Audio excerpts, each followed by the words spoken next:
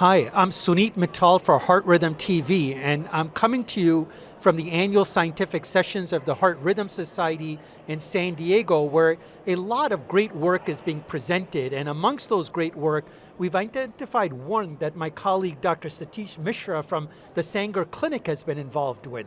Satish, welcome. Thank you for having me. Great. So as any electrophysiologist today knows, as more and more of our patients have implantable devices and they need MRIs, this is becoming a big time sink, a big infrastructure goes into supporting these issues.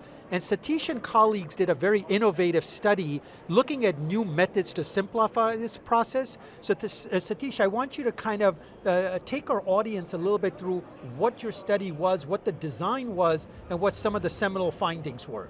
Yeah, no, thank you again for having me. So we looked at use of the MRI Access app, which is a novel app that allows for automatic reprogramming of devices for MRI imaging, really designed for use by radiology technicians. So eliminating some of the key pain points, finding somebody who is a vendor representative or your own staff member to go do this.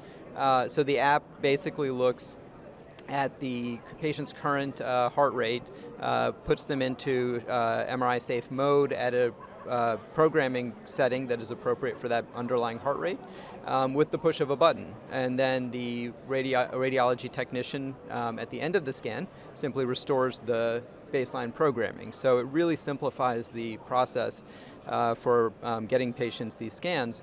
This was a retrospective analysis looking at about 200,000 patients who had undergone MRI imaging, about 85,000 patients who had used the MRI Access app, and really comparing the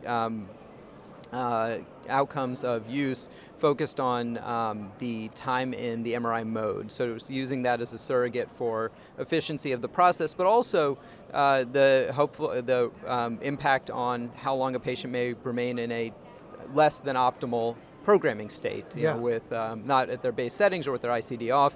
And so with that metric in particular, we saw a significant reduction in the amount of time spent in MRI safe mode. For the whole population, about 8 minutes. But I think what was really striking was that when you look at the extremes, the 95th and 99th percentile, there were much more significant reductions, greater than 30 minutes in time spent in MRI safe mode. I think really speaking to the efficiency gain that using a tool like this can offer. So let me push you on three things. Whenever I think about this, three things come up. First is, was it safe? Was there any issue? So safety? Mm-hmm. So we looked at the complaint data. So with each app use, there's the ability to log complaints related to safety.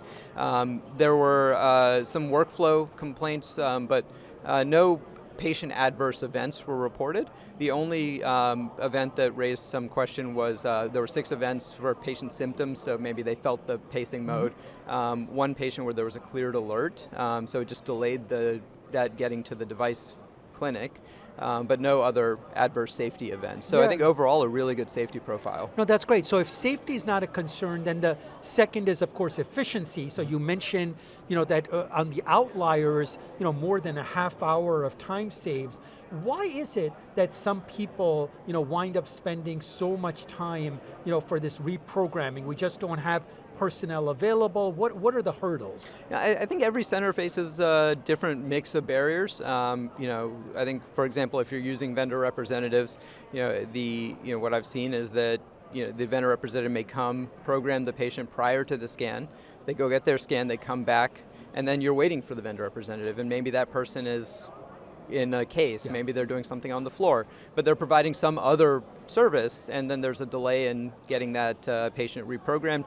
And I think there's all sorts of downstream effects to that. That person then spends more time in the recovery bay, they're in facility longer, it's a hassle for them as well. So I think that's great. And I guess the third issue that always comes out, this phenomenon of lockout mode, where you want to use the program, but for whatever reason you just can't for reason A, B, or C, how often did you observe that in this large study? So the overall lockout rate was about 4%. Okay. So looking at the predicted lockout rate based on CareLink data, it was predicted to be about 3.5%, so pretty in line with what was expected based on things that you would appropriately expect for people to lock out on.